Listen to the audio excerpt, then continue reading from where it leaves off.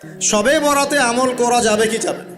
যে লাইলাতুল নিসফু মিনাশ শাবান, শাবান মাসের মধ্য রজনী আল্লাহ পাকের রহমত, এই বিষয়টাকে নিয়েও বাংলাদেশে আমি দেখলাম, এটা নিয়ে আমি লেকচার দিতে চাই নাই, কারণ এগুলো আমি আসলে খুব একটা মাহফিলেও বলি না, এটা আমার ট্র্যাকও না। আমি অন্য বিষয়গুলো নিয়ে বেশি কথা বলি। ঠিক এই যে এই ইস্যুটাকে নিয়েও কথা বলতে শেষে বাধ্য হচ্ছে, কারণ দেখলাম অনলাইন অফলাইনে দুইটা দল দুটাই চরমপন্থী। একদল অতিরিক্ত বাড়াবাড়ি, একটা অতিরিক্ত ছাড়াছাড়ি। বাড়াবাড়ি আর ছাড়াছাড়ি। একটা অতিরিক্ত বাড়াবাড়ি, সে একদম শবে বরাতকে মনে হয় লাইলাতুল কদরের উপরে নিয়ে যাচ্ছে। লাইলাতুল নিসফু মিনাশ শাবানকে কোনো কোনো ক্ষেত্রে বাড়াবাড়ি পন্থীরা একদম লাইলাতুল কদরের উপরে নিয়ে চলে যাচ্ছে। আর ছাড়াছাড়ি যারা, তারা বলছে এই রাত্রে কোনো কিছুই করা যাবে না। দুইটাই চরমপন্থী, বুঝতে পারছেন না মনে কথা। একদল এটাকে নিয়ে এত বেশি বাড়াবাড়ি করছে যে এটাকে একদম লাইলাতুল কদরের উপরে নিয়ে চলে যাচ্ছে। আরেকদল দেখা যাচ্ছে এটাকে এমনভাবে পরিত্যাগ করছে না, এতে কিছুই করা যাবে না, একদম কোনো ফজিলতি নাই। এখন আসলে মধ্যম পন্থা কি? মাঝখানে আমরা কি করব? তাহলে জানার দরকার আছে কি নাই?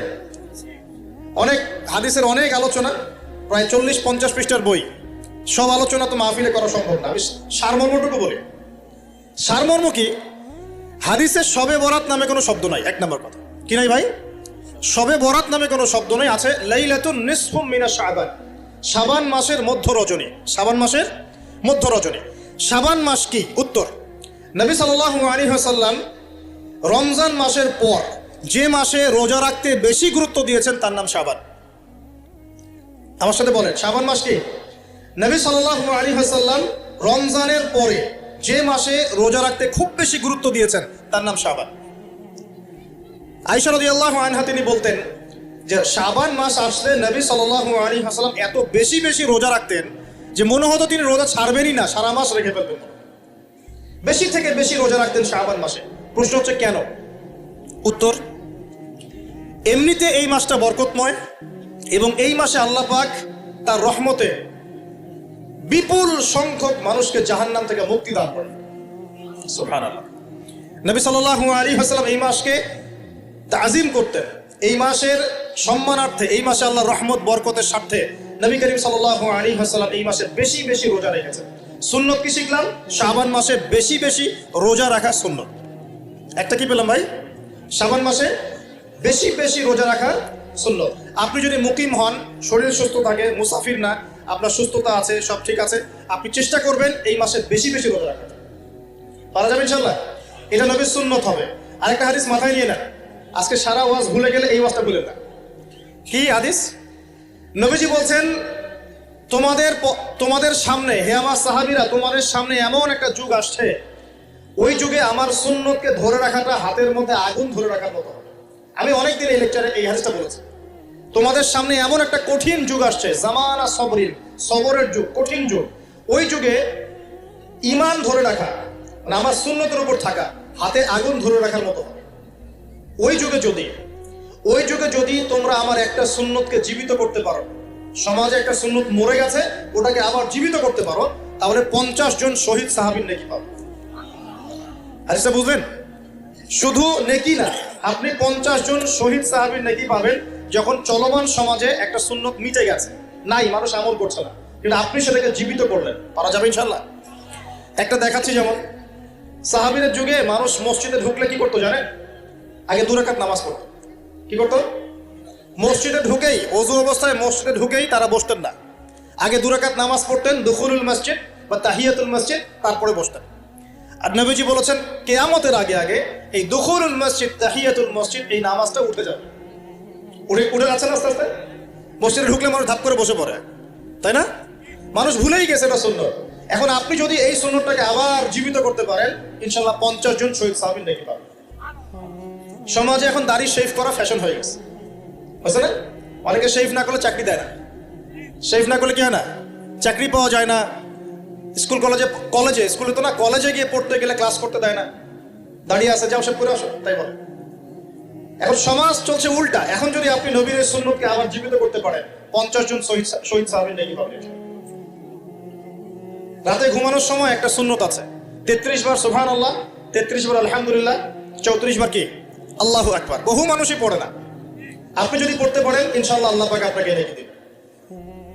সমাজের বহু মানুষ চুল একদম এখন মেসি রোনাল্ডো কাট, তাই না? মেসি কাট আর রোনাল্ডো কাট। আর আমি সিলেট অঞ্চলে দেখে আসছি এখন লন্ডন কাট, দুই পাশ ছিলে মাঝখানে চুল, লন্ডন থেকে শিখে আসছে। এখন চুলেরও কিন্তু সুন্নত আছে, আছে কি নাই? দাড়ির যেমন সুন্নত আছে, চুলের সুন্নত নাই। একদম সামন পিছন সমান করতে পারেন, অথবা যদি চুল নাই থাকে তাহলে চুল মাথা মুন্ডন করেও রাখতে পারেন। অনেক সাহাবীর মাথা মুন্ডিত ছিল। আবার অথবা কানের লতি পর্যন্ত বা কাঁধ বাবড়ি রাখতে পারেন। এটা চুলের সুন্নত হলো কিনা? এখন সমাজের সব মানুষ এই সুন্নতটাকে ভুলে গেছে। আপনি সুন্নত মনে করে রেখেছেন, ইনশাল্লাহ আপনি নেকি পাবেন ইনশাল্লাহ। এরকম অগণিত সুন্নত আছে, অগণিত, যেগুলো আমাদের সমাজ থেকে আস্তে আস্তে উঠে যাচ্ছে। আমি খুব দুঃখের সাথে বলছি, অনেক মসজিদে ফরজ নামাজ পড়ার পরে আমরা কি করি? একটা মোনাজাত করি, আল্লাহুম্মা আমিন বিরহমাতিকা ইয়া আরহামার রাহিম, ব্যাস উঠে চলে গেলাম, তাই না? উঠে চলে যায় না? তারপর স্যান্ডেল নিয়ে বাইরে চলে গেল। অথচ সালাম ফিরানোর পরে একবার বলতে হয় আল্লাহু আকবার, কি বলতে হয়? তিনবার বলতে হয় আস্তাগফিরুল্লাহ আস্তাগফিরুল্লাহ আস্তাগফিরুল্লাহ। বলতে হয় আল্লাহুম্মা আনতাস সালাম ওয়া মিনকাস সালাম তাবারাকতা ইয়া যাল জালালি ওয়াল ইকরাম। একবার পড়তে হয় আয়াতুল কুরসি, 33 বার সুবহানাল্লাহ, 33 বার আলহামদুলিল্লাহ, 33 বার আল্লাহু আকবার, তারপর কালিমা শাহাদা। এরপর সূরা ফালাক একবার, সূরা নাস একবার, ইখলাস একবার। আরো অনেক দোয়া আছে, আল্লাহুম্মা লা মানিআ লিমা আ'তাইত ওয়া লা মু'তিয়া লিমা মানা'ত ওয়া লা ইয়ানফা'ু যাল জাদ্দি মিনকাল জাদ। পড়তে হয় আল্লাহুম্মা ইন্নী আউযু বিকা মিনাল হাম্মি ওয়াল হাযান ওয়াল আ'জজি ওয়াল কাসালি ওয়াল বুখলি ওয়াল জুবন ওয়া দালা'id দাইন ওয়া গালাবাতির রিজাল। পড়তে হয় আল্লাহুম্মা আ'ইন্নী আলা যিকরিকা ওয়া শুকরিকা ওয়া হুসনি ইবাদাতিক। আরো অনেক দোয়া আছে। দেখেন তো, মোনাজাত করেন, আমি তো না করছি না, আমি তর্ক করতে আসি না এখানে, এটা নিয়ে আমি ঝগড়া করতে আসি না, কিন্তু এই সুন্নতটা যে উঠে গেল, মোনাজাতটা করে যে মসজিদ থেকে বের হয়ে চলে গেলেন, এই সুন্নতটার উপর আমল কে করবে? সুন্নত উঠে গেল না? আপনি যদি বসে এখন সুন্নতটা প্রতিষ্ঠা করেন, নেকি পাবেন। এগুলো তো গেল আমলিয়াত। সমাজ চলছে সুদের উপরে, আপনি যদি হালাল অর্থনীতি প্রবর্তন করতে পারেন তাহলে কত নেকি পাবেন? সমাজ চলছে জেনায়, আপনি এখন পর্দা প্রতিষ্ঠা করলেন, তাহলে কত নেকি পাবেন? সমাজে চলছে দুর্নীতি, আপনি এখন আমানতদারিতা ইনসাফ প্রতিষ্ঠা করলেন, কত নেকি পাবেন? সমাজে চলছে শয়তানি, সব শয়তানি, কি চলছে? শয়তানি। এখন আপনি আল্লাহ রাব্বুল আলামিনের ওহী প্রতিষ্ঠা করলেন, কত নেকি পাবেন? নিঃসন্দেহে আর অনেক বেশি নেকি পাবেন। আল্লাহ পাক আমাদেরকে সেই লক্ষ্যে কাজ করার তৌফিক দান করুন। প্রিয় ভাইরা, যে কথা বলতে এখানে আসলাম, এক বাড়াবাড়ি এক কি ছাড়াছাড়ি, এর মাঝখানে কি একটা ফজিলত জানলাম। শাবান মাস মানে এই মাসে নবীজি বেশি বেশি রোজা রাখতেন। তাহলে আমরা কি করবো এই মাসে ভাই? এক নম্বর কাজ, বেশি বেশি রোজা রাখার চেষ্টা করবো ইনশাআল্লাহ, আল্লাহ তৌফিক দান করবেন।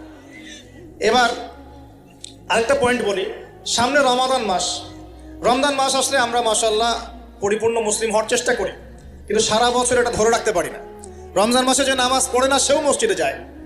দেখা যায় যে জুমার নামাজও পড়ে না, ও তারাবির নামাজ পড়তে যায়, যায় কি না? ওই দিন গিয়ে বলে এসি দেন, ইমাম সাহেব এসি অন করেন, তাই না? সারা বছর তো আসে তাই। ওই দিন গিয়ে ইমাম সাহেব এসি বন্ধ কেন? এই মুয়াজ্জিন সাহেব ফ্যান দেন। তখন ওখানে গিয়ে মানে কি বলবো, হ্যাঁ মাতব্বরি করে আর কি। যাক, তারপরেও যে মসজিদে আসছে আমরা দোয়া করি আল্লাহ হেদায়েত দান করুন। আমরা তো কাউকে পিছনে ফিরাই দিব না, দিব? এখন রমজান মাস আসলে আমরা মাশাআল্লাহ রোজা রাখি, মানুষকে ইফতার করাই, দান সদকা করি, আমরা যাকাত দেই, তারাবি পড়ি, কোরআন তেলাওয়াত করি, আমরা মাশাআল্লাহ অনেক আমল করি। এই আমলগুলো কি একবারে ধাপাস করে ধরে ফেলা সম্ভব না? একটা আস্তে আস্তে ট্রেনিং প্রসেস লাগে। একটা ফ্যান চালু করলে ফ্যানটা কি শুরুতেই ধাপাস করে ঘুরতে শুরু করবে, নাকি আস্তে স্লোলি সে মোমেন্টাম ধরবে? কোনটা? আস্তে আস্তে সে গতি পাবে না, ধীরে ধীরে গতি পাবে। ঠিক শাবান মাসে এত বেশি রোজা রাখা, ইবাদত করার অর্থ কি? যাতে রমজান মাসে আপনি পরিপূর্ণ ইবাদত করতে পারেন। বুঝতে পারছেন কথা? রমজানে গিয়ে তো শুরুতেই সব ইবাদত ধরে ফেলা সম্ভব হবে না।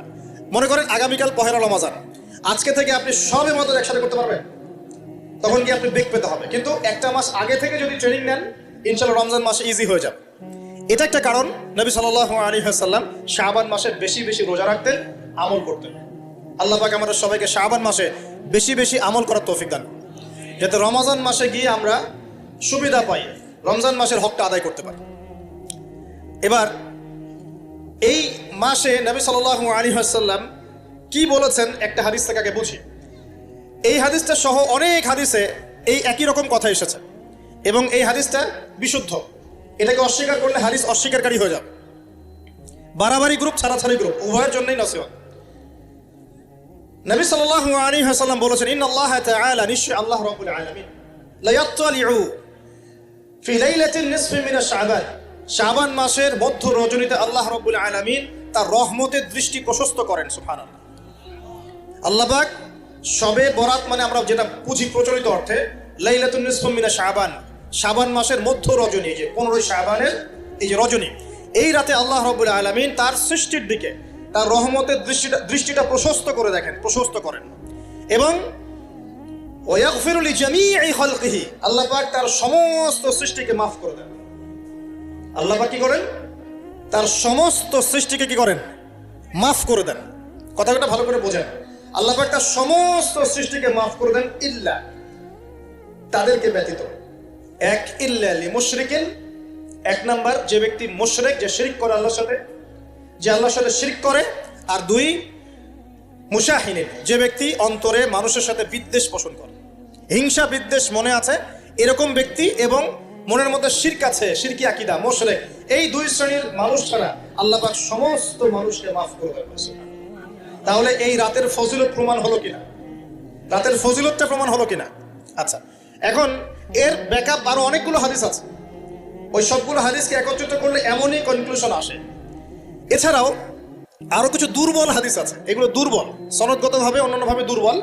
ওখানে আরো কিছু পয়েন্ট পাওয়া যায় যে আর কাকে কাকে আল্লাহ পাক মাফ করেন না। সবাইকে তো মাফ করেন, আর কাকে কাকে করেন না। এই হাদিসে দুটো পেয়েছি, এটা একদম অকাট্য। এটা হলো মুশরিক, আল্লাহ পাক মাফ করেন না।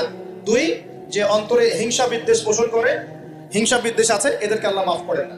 আরো কিছু দুর্বল বর্ণনা থেকে পাওয়া যায়, এটা দুর্বল বর্ণনা, কিন্তু জেনে রাখতে তো সমস্যা নাই। সমস্যা আছে? আর পাপ তো পাপী, দুর্বল হাদিসে আসুক আর কঠিন হাদিসে আসুক, পাপ তো পাপী নাকি? পাপ ছাড়তে কোনো সমস্যা আছে? তো তৃতীয় এক শ্রেণীর নাম পাওয়া যায়, যারা হচ্ছে আত্মহননকারী, নিজেরা নিজেদেরকে আত্মহত্যা করেছে, এদেরকে আল্লাহ মাফ করে। আত্মহনন বোঝেন কিনা? আত্মহত্যা যারা করে, আত্মহনন, এটা একটা শ্রেণী পাওয়া যায়। 4 নম্বর একটা পাওয়া যায় আত্মীয়তার সম্পর্ক ছিন্নকারী, আত্মীয়তার সম্পর্ক ছিন্নকারী। 5 নম্বর একটা পাওয়া যায়, সেটা হলো মাদক দ্রব্য সেবনকারী। মাদক দ্রব্য সেবনকারী, যুবকরা খুব ভালো করে শোনো, মাদক দ্রব্য সেবনকারী আল্লাহ সবাইকে মাফ করেন, মাফ করছেন না।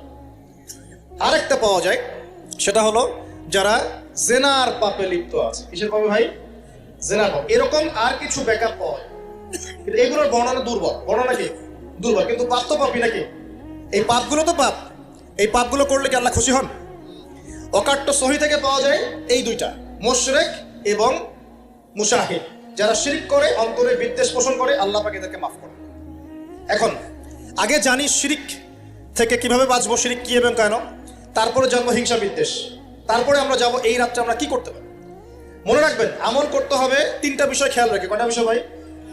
আমল করতে হবে 3টা বিষয় খেয়াল রেখে। এক, আমল করতে হবে একমাত্র আল্লাহ পাকের সন্তুষ্টির জন্য। এক নম্বর কি বলেন? এক, আল্লাহর সন্তুষ্টির জন্য, কারো সন্তুষ্টির জন্য না, কারো জন্য না, শুধু কার জন্য? দলিল হচ্ছে ইন্নাস সালাতি ওয়া নুসুকি ওয়া মাহইয়ায়া ওয়া মামাতি লিল্লাহি রাব্বিল আলামিন ফাসাল্লি লিরাব্বিকা ওয়ানহার। 2, আমল হতে হবে একমাত্র নবী সাল্লাল্লাহু আলাইহি ওয়াসাল্লামের সুন্নাত মোতাবেক। কার সুন্নাত মোতাবেক? নবী এবং সাহাবীদের সুন্নতের সাথে মেলে না, সেই আমল করা যাবে না। নবী এবং সাহাবীদের সুন্নতের সাথে মেলে না, সেই আমল করা যাবে না।